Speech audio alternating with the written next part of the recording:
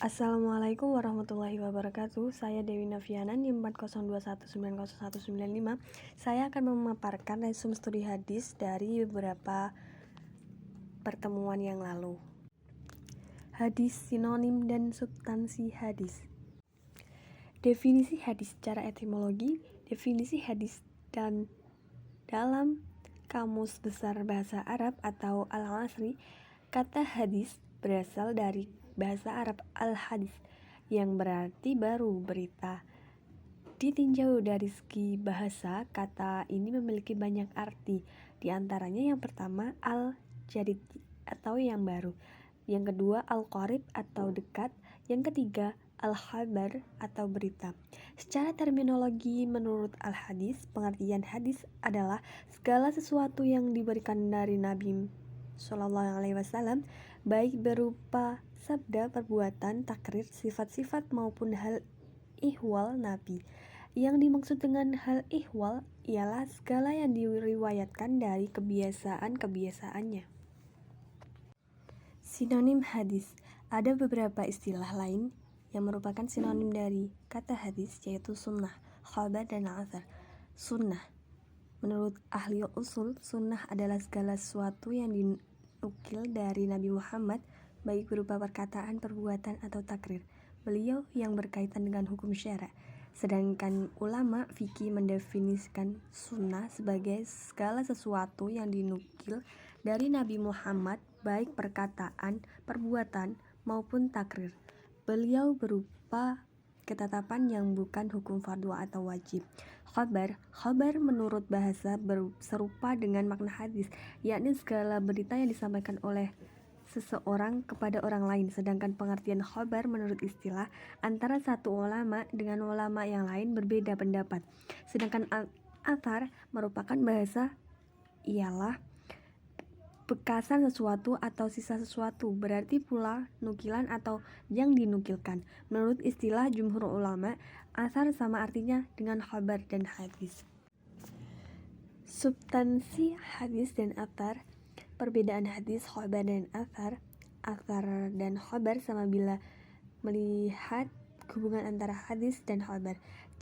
Di situ juga ada pendapat yang keempat, bahwasanya athar adalah sesuatu yang datang dari sahabat, sedangkan datang dari Nabi Muhammad, dan khabar lebih umum dari keduanya, hadis dan athar. Jumhur ulama berpendapat bahwa athar sama artinya dengan khabar dan hadis. Ada juga ulama yang berpendapat bahwa athar sama dengan khabar, yaitu sesuatu yang disandarkan pada Nabi SAW, sahabat, dan tabi'in. Satu, ada yang mengatakan bahwa athar itu sama dengan hadis, makna keduanya adalah sama.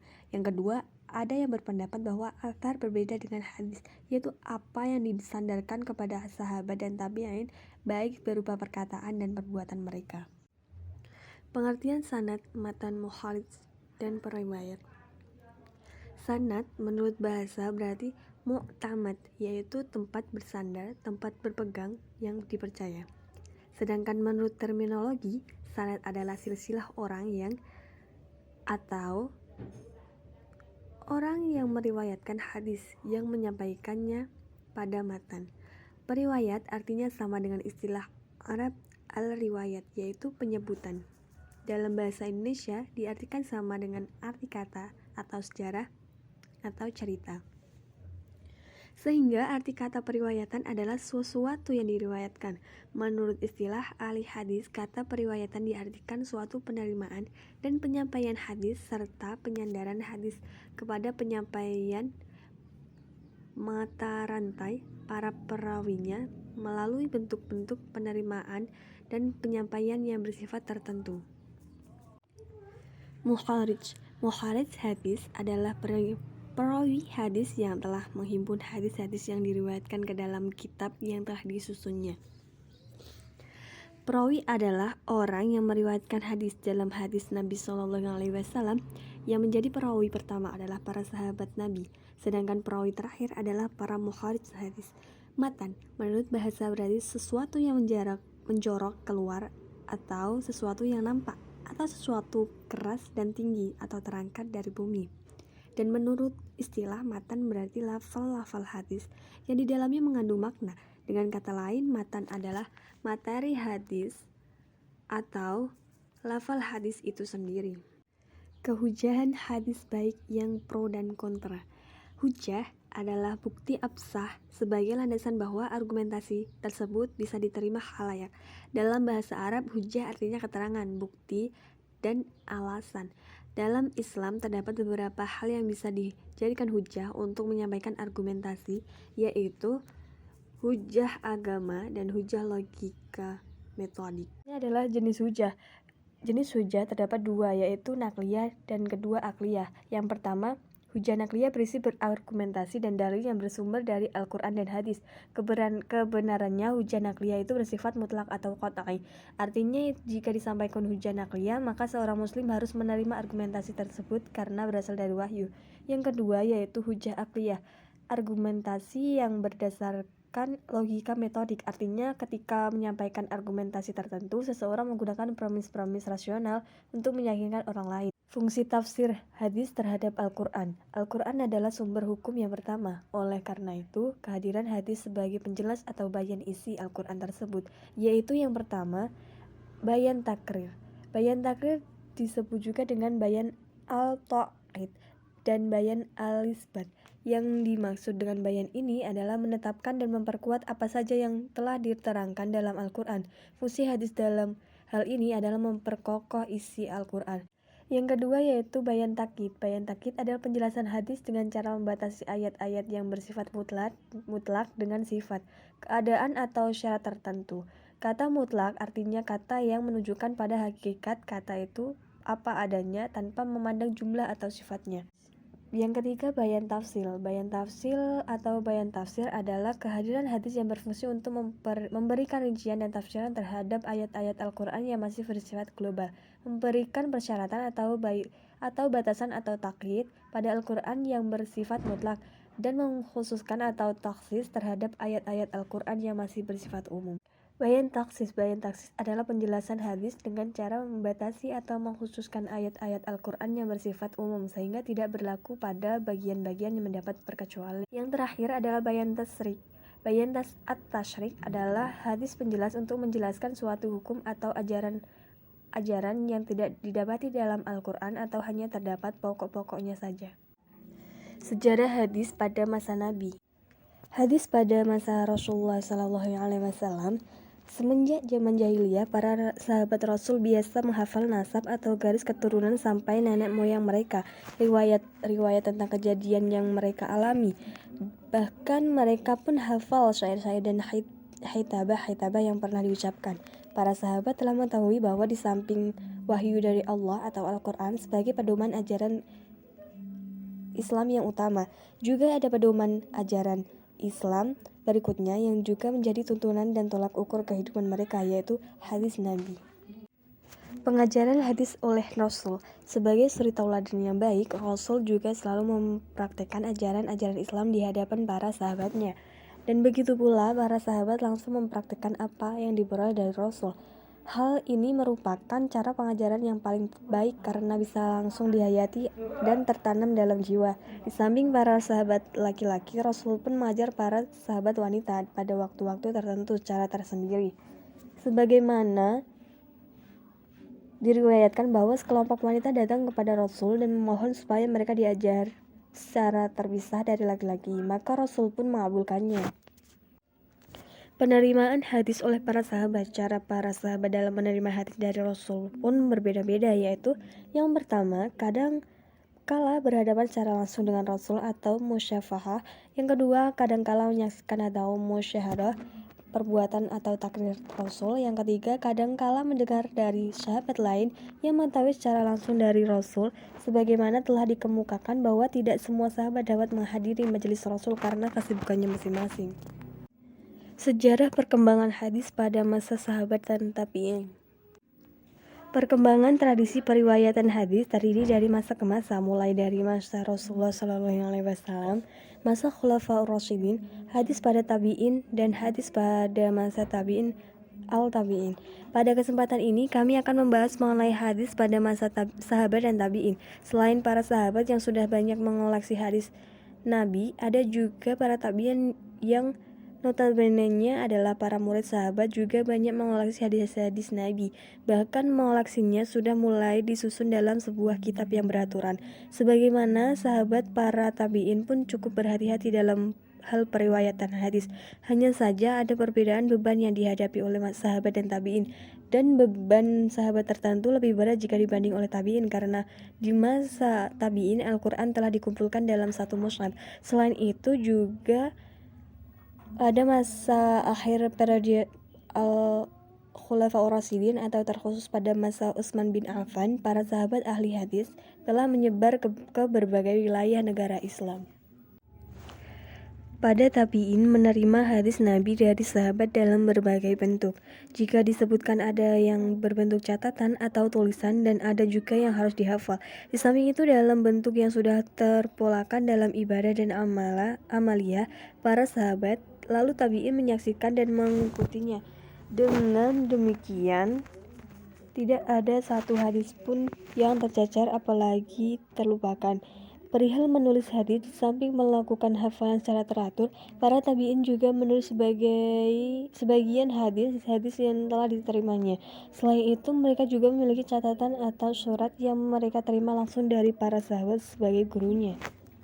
Sejarah perkembangan kodifikasi hadis. Kodifikasi di dalam bahasa Arab dikenal dengan at-tadwin, yang berarti codification, yaitu mengumpulkan dan menyusun. Sedangkan menurut istilah, kodifikasi adalah penulisan dan pembukuan hadis secara resmi berdasar pada perintah khalifah dengan melibatkan beberapa personel yang ahli di bidang hadis, bukan dilakukan secara individual ataupun demi kepentingan sendiri. Jadi kodifikasi hadis adalah penulisan, penghimpunan, pembukuan hadis Nabi Muhammad SAW yang dilakukan atas perintah resmi dari Khalifah Umar bin Abdul Aziz, khalifah ke depan dari Bani Umayyah, yang kemudian kebijakannya ditindaklanjuti oleh para ulama di berbagai daerah sampai pada masa hadis terbukukan dalam hadis.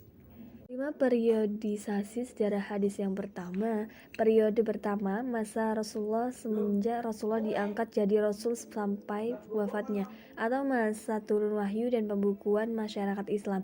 Yang kedua, periode ini pada masa Khulafaur Rasyidin 11 Hijriah sampai 40 Hijriah, masa membatasi dan menyedikitkan periwayatan. Yang ketiga, yakni pada masa sahabat kecil dan tabi'in. Pada masa ini perkembangan dan penyebarluasan periwayatan hadis. Yang keempat, masa abad kedua dan ketiga Hijriah, masa pembukuan dan penulisan. Yang kelima, masa mutakhir atau masa penyempurnaan penyusunan hadis. Kodifikasi hadis secara resmi. Sebagaimana yang telah diketahui bahwa pada abad pertama Hijriah, yakni pada masa Nabi, masa Al-Khulafa Rasyidin, hingga berakhirnya abad pertama Hijriah, tradisi penulisan serta penyebaran hadis masih bergantung pada hafalan para sahabat dan tulisan-tulisan pribadi mereka. Dikatakan resmi karena dalam kegiatan penghimpunan hadis tersebut merupakan kebijakan dari kepala negara, dan dikatakan masal karena pemerintah kepala negara tersebut ditunjuk kepada para gubernur dan ulama ahli hadis pada zamannya. Kodifikasi hadis secara resmi yang melatar belakangi kebijakan Umar ibnu Aziz untuk membukukan hadis secara resmi adalah: yang pertama, sebelumnya hadis tersebar dalam lembaran dan catatan masing-masing sahabat, misalnya Shahifah yang dimiliki Abdul ibnu Umar, Jabir, dan Hammam ibnu Munabbih. Yang kedua, penulisannya dan penyebaran hadis yang terjadi dari masa Nabi sampai masa sahabat masih bersifat kolektif individual, dan juga ada perbedaan para sahabat dalam menerima hadis. Yang ketiga, meluasnya kekuasaan Islam di berbagai negara yang kemudian memiliki pengaruh besar pada 3 benua, yaitu Asia, Afrika, dan sebagian benua Eropa.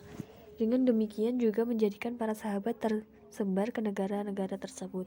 Yang keempat, banyak bermunculan hadis-hadis palsu, terutama setelah wafatnya Khalifah Ali ibnu Abi Thalib sampai pada masa dinasti Umayyah yang membuat umat Islam terpecah menjadi beberapa golongan yang membawa mereka untuk mendatangkan keterangan hadis yang diperlukan untuk menghabsahkan sebagai golongan yang paling benar. Kitab-kitab hadis dan kedudukannya. Jenis-jenis kitab hadis. Yang pertama, kitab Jami' al-Jawami adalah kitab yang menghimpun hadis-hadis yang berkenaan dengan bidang akidah, hukum, adab, tafsir, tarikh, dan sejarah hidup. Yang kedua, kitab As-Sunnah atau Al-Ahkam adalah kitab hadis yang disusun berdasarkan sistematika pembahasan fikih yang bermula pada bab thaharah, sholat, dan seterusnya. Namun demikian, di dalam sunan sendiri tidak hanya dimuat hukum-hukum normatif, tapi juga persoalan-persoalan lain. Yang ketiga, Mansanid atau Musnad adalah kitab hadis yang disusun berdasarkan nama-nama sahabat yang meriwayatkan hadis. Biasanya dimulai dengan nama sahabat yang pertama kali masuk Islam atau disesuaikan dengan urutan abjad. Yang keempat, kitab Ma'ajim atau Mu'jam disusun berdasarkan tertib huruf abjad atau alfabetis atau mengikuti susunan nama guru-guru mereka sesuai huruf abjad. Selain itu, Mu'jam hanya mengumpulkan hadis-hadis Nabi SAW sebanyak mungkin tanpa mempertimbangkan kualitas kitabnya. Yang kelima, Masyihat atau kitab yang berisi hadis-hadis yang dikumpulkan dari seseorang syekh, baik syekh sendiri yang mengumpulkan hadis-hadis tersebut maupun orang lain. Kitab Ajza atau Rasail kitab. Yang keenam, kitab Ajza atau Rasail adalah kitab yang berisi hadis-hadis yang dikumpulkan berdasarkan suatu perkara atau tema tertentu. Kitab Arba'inat. Yang ketujuh, kitab Arba'inat adalah kitab kitab-kitab hadis yang mengumpulkan hadis sebanyak 40 buah. Yang kedelapan, Afrad atau Gharaib adalah kitab yang memuat hadis-hadis yang hanya terdapat pada seorang syekh, tetapi jika ada pada syekh lain. Tegasnya, kitab Afrad adalah kitab yang berisi hadis-hadis yang hanya mempunyai seorang perawi. Yang sembilan adalah kitab Mustadrak adalah kitab hadis yang mengumpulkan hadis-hadis yang tidak disebutkan oleh pengarang sebelumnya. Hadis-hadis dalam kitab ini dihimpun berdasarkan syarat-syarat yang digunakan oleh Imam Bukhari dan Muslim. Yang ke-10, kitab Mustakhraj adalah kitab hadis yang mengumpulkan hadis-hadis dalam satu kitab yang memiliki rangkaian sanad berlainan, tetapi bertemu pada periwayat awal atau gurunya. Yang ke-11, kitab Ainal adalah kitab yang menyebutkan adanya kecacatan pada sebuah periwayatan hadis, baik dari segi matan maupun sanadnya. Yang ke-12, kitab Atraf adalah kitab yang hanya menyebutkan sebagian redaksi hadis, baik dari sisi permulaan, tengah, ataupun akhir. Yang ke-13, kitab Tarajim adalah kitab hadis yang mengumpulkan hadis-hadis dari sanad tertentu, seperti hadis-hadis yang diriwayatkan oleh Malik dari Nafi dari Ibnu Umar. Yang ke-14 adalah kitab Ta'alik adalah kitab hadis yang mengumpulkan hadis-hadis dari kitab tertentu tanpa menyebutkan sanadnya. Yang ke-15, kitab Tarahib wa Tarhib. Kitab Tarahib wa Tarhib adalah kitab yang menghimpun hadis-hadis tentang dorongan untuk mengajarkan kebaikan dan larangan untuk melakukan kejelekan. 16, kitab Al-Mukhtasharat adalah kitab yang terbentuk ringkasan dari kitab hadis lain. Dalam hal ini, penulis hadis hanya menghimpun sejumlah hadis yang menurutnya dianggap penting. Yang ke-17, kitab Asbab Warud al-Hadis adalah kitab hadis yang memuat pembahasan tentang sebab-sebab munculnya sebuah hadis. Yang ke-18 adalah kitab Al-Ma'du'at adalah kitab hadis yang menghimpun hadis-hadis palsu. 19, kitab Al-Ma'syurat adalah kitab yang berisi doa ma'syur, yaitu doa-doa yang terdapat dalam Al-Quran dan hadis Rasulullah Sallallahu Alaihi Wasallam. Yang ke-20, kitab An-Nasih wa Al-Mansukh, kitab hadis yang menghimpun hadis-hadis yang nasih dan mansukh. 21 adalah kitab Mutasyabih Mushkil hadis adalah kitab hadis yang mengumpulkan hadis-hadis yang sukar dipahami. Yang ke-22, kitab ahkam adalah kitab hadis yang menghimpun hadis-hadis yang mengandung muatan hukum. Selain itu, biasanya kitab ini disusun berdasarkan sistematika fikih dari bab thaharah, muamalah, pernikahan, dan seterusnya. Tingkatan kitab hadis. Jumlah yang dihimpun dalam berbagai kitab ditulis pada kurun waktu yang berlainan sehingga tidak memungkinkan melihat seluruh sumbernya yang sama. Dengan kata lain, tidak mungkin kalau berbagai sumber hadis yang beragam tersebut memiliki suatu tingkatan yang sama. Oleh sebab itu, maka para ulama membagi derajat atau kedudukan kitab-kitab hadis dalam beberapa tingkatan. Yang pertama sahih, yang kedua hasan, yang ketiga dhaif. Hadis sahih adalah hadis yang sanadnya bersambung dari permulaan sampai akhir, disampaikan oleh orang yang adil, memiliki kemampuan menghafal yang sempurna atau dhabit, serta tidak ada perselisihan dengan perawi yang lebih terpercaya darinya atau syadz, dan tidak ilat yang berat. Yang kedua, hadis hasan menurut bahasa artinya baik dan bagus. Menurut istilah ialah hadis yang sanadnya bersambung dari permulaan sampai akhir, diceritakan oleh orang-orang yang adil, kurang dhabitnya, serta tidak ada syadz dan ilat yang berat di dalamnya. Hadis dhaif adalah hadis yang di dalamnya tidak didapati syarat hadis sahih dan tidak pula didapati syarat hadis hasan. Karena syarat diterimanya suatu hadis sangat banyak sekali, sedangkan lemahnya hadis terletak pada hilangnya salah satu syarat tersebut atau bahkan lebih. Beberapa kitab riwayat dan musnad yang penting. Beberapa kitab riwayat dan musnad yang penting. Yang pertama adalah kitab-kitab sahih mencakup kitab-kitab 6 milik Al-Bukhari, Muslim, Abu Dawud, Tirmidzi, An-Nasai, dan Ibnu Majah. Tentang Ibnu Majah, para ulama memperselisihkan eksistensinya.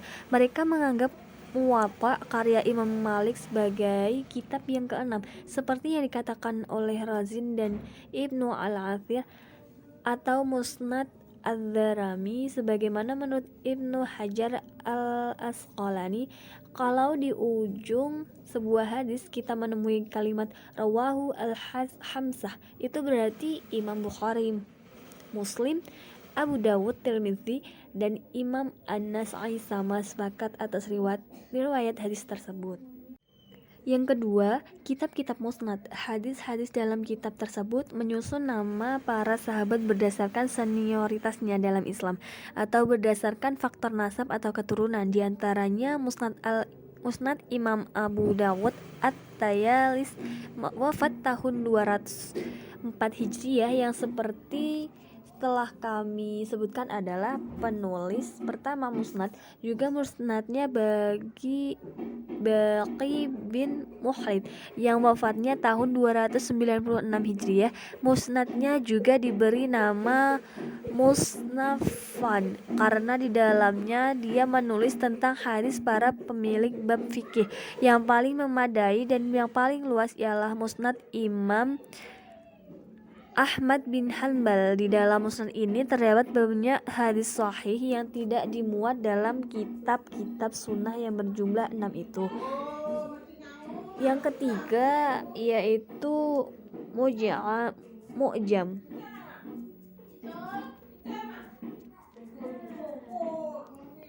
Berisikan hadis-hadis yang menyebutkan nama-nama guru atau negeri atau kabilah-kabilah. Yang paling terkenal ialah Mu'jam At-Tabarani, baik yang besar, sedang maupun yang kecil.